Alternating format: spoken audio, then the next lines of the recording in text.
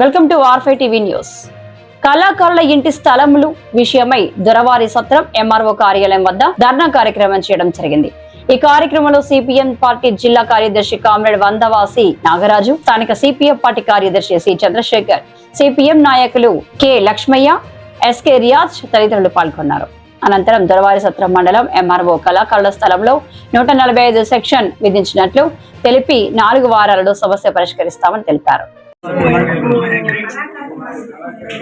మాట్లాడితే కదా కెమెరా తీసుకోరా ఎన్నిసార్లు తీసుకున్నాం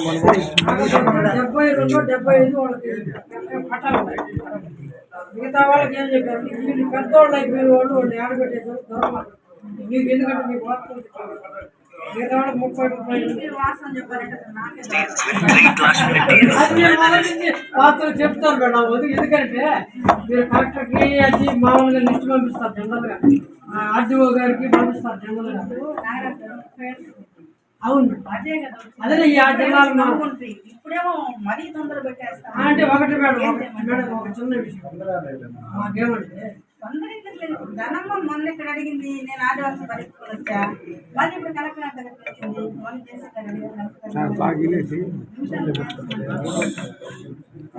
మేమైతే మేడం ఇంతమంది కళాకారులు మేమైతే మీరు చెప్పిన దీని ప్రకారం కట్టుబడి ఉన్నాం.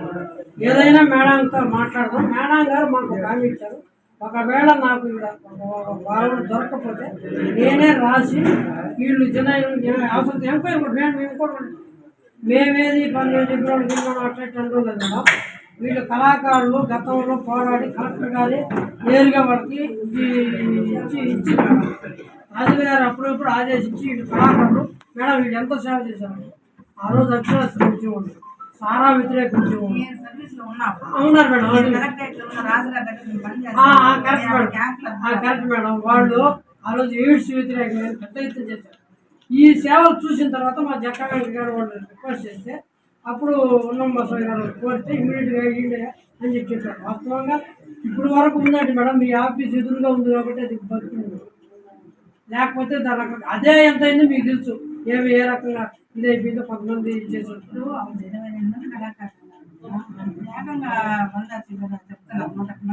మేడం. అది స్కెచ్లో ఇచ్చింది అది మేడం.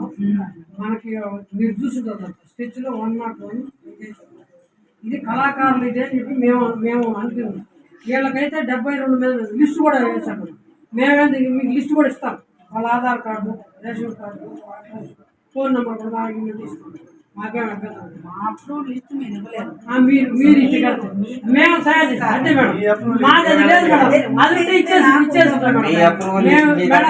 మేము ఇచ్చిన కాదు మేడం మేము ఇచ్చినా మీరు దాన్ని ఏమి యాక్సెప్ట్, ఎందుకంటే ఇప్పుడు పట్టా ఇస్తున్నాము అంతకన్నా ఇదే లేదు. దాన్ని మీరేమన్నారు, ఇది కాదండి మా లిస్టులో ఉండాలన్నారు. మేము అంటుంది ఏంటంటే ఫస్ట్ మేడం పట్టా ఇచ్చినట్టు ఇచ్చింది మేడం. మీకు ఎవరైతే పట్టా వాళ్ళతో రైట్ ట్రయల్ ఉంది కదా. ఇప్పుడు కళాకారులు ఇంటి స్థలాల గురించి నేను వివరిస్తాను. అందరికీ నమస్కారం. ఈరోజు మన కళాకారులు గత 3 నెలల నుంచి తీవ్రమైన ప్రయత్నం చేసి తమకు ఇచ్చిన పట్టాలకి స్థలాలు చూపమని చెప్పి తహసీల్దార్ గారిని నిర్వహించడం జరిగింది.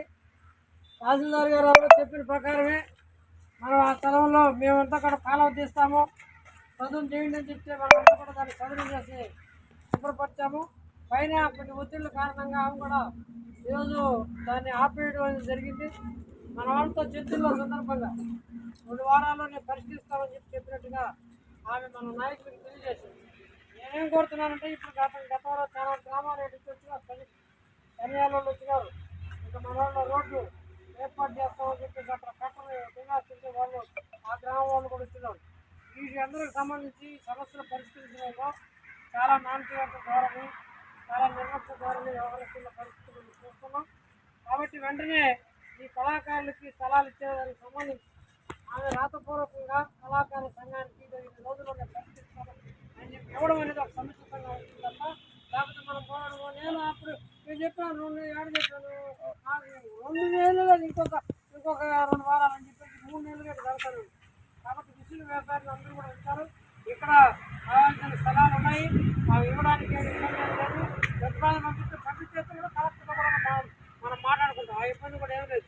ఈ ఖచ్చితంగా ఎందుకంటే తహసీల్దార్ గారు కన్నా వెంటనే సరైన సమాధానం చెప్పకపోతే రేపు శుక్రవారం పెద్ద ఎత్తున అందరూ కళాకారులు అందరూ కూడా కలిసి ఎమ్మెల్యే గ్రీవెన్స్కి ఆమె కూడా ఈ విధంగా సమస్య పరిష్కరించాలి కాబట్టి అక్కడికి ఇదే విధంగా ర్యాలీ తీసుకొని మొత్తం జనాలంతా తీసుకొని పోవాల్సి వస్తుంది.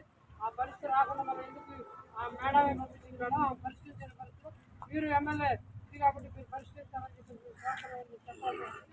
కాబట్టి ఈ సమస్యలన్నింటినీ కూడా పరిష్కరించి రకరకాల న్యాయం చేయాలని చెప్పేసి తహసీల్దార్ గారు విజ్ఞప్తి చేస్తున్నాం. ఈ పేద కళాకారులు ఈ విధంగా ఆఫీసు తిప్పించుకోవడం ఆమెకు కూడా మంచిది కాదు. ఎందుకంటే పెద్దవాళ్ళు కూడా చెప్తారు వృత్తులు వీళ్ళకి సంబంధించి సార్లు తీసుకుంటే వాళ్ళ మంచి కాలం ఉండదని చెప్పేసి. కాబట్టి ఆ రకంగా కూడా తహసీల్దార్ గారు స్పందించి వెంటనే ఈ యొక్క సమస్యను పరిష్కరించాలని చెప్పి మేము కోరుతున్నాం. ఆల్రెడీ సులభంగా క్లీన్ చేసేసారు కాబట్టి మొత్తం సర్వే చేపించి పట్టాలు గుర్తించి ఒకవేళ అటు ఇటుగా ఉంటే ఏదో మాట్లాడి చేయాలి తప్ప ఈ విధంగా చేయడం అనేది సరైన పద్ధతి కాదు. నేను అందరికీ కళాకారు తరఫున ఎమ్మెల్యే గారికి కూడా విజయశ్రీ గారి డాక్టర్ విజయశ్రీ గారికి విజ్ఞప్తి చేస్తున్నాం. ఆమె కూడా జోక్యం చేసుకుని ఈ యొక్క పేదలు వెనకబడిన ప్రాంతం ఈ వెనకబడిన ప్రాంతంలో పేదలకు ఇచ్చిన ఇళ్ల స్థలాలు వాళ్ళకి చూసి చదువు చేయక ఇబ్బంది పడుతున్న పరిస్థితిలో పదే వచ్చి చేస్తున్నారు కాబట్టి దాన్ని పరిష్కరించాలని చెప్పి కోరుతున్నాం. కాబట్టి తహసీల్దార్ గారితో చర్చ చేద్దాం మాట్లాడదాం. మేడం ఎక్కడికి వచ్చి మాట్లాడడానికి ఏం చేస్తాం ఏమనేది ఆలోచన చేస్తాం. మేడం గారు వచ్చి ఇక్కడ పరిష్కారం చేస్తాం ఇబ్బంది ఏం లేదు. కాబట్టి మనం వెళ్ళి మేడం గారితో మాట్లాడదాం. గతంలో కూడా తన అర్జీలు ఇస్తున్నారు మన వాళ్ళు వాటిని స్పందించాలి. ఏడేంటంటే కొంతమంది దీన్ని కబ్జా చేయాలని ఆలోచిస్తారు రకరకాల ఆలోచనలు ఇప్పుడు ఎక్కడ లేని ప్రేమ పేదవాళ్ళ మీద వచ్చేస్తున్నారు. ఇప్పుడు కాకపోతే మా వాళ్ళు పేదవాళ్ళు ఎంత స్థలాలు కనబడ్డాయి కాబట్టి మేడం దగ్గరికి పోయి మాట్లాడదాం. ఆమె ఏం చెప్తామో చూసిన తర్వాత మళ్ళీ మనం మాట్లాడుకోవడానికి అవకాశం ఉంటుంది కాబట్టి ముందు మేడంతో వెళ్ళి రప్పండి చేద్దాం.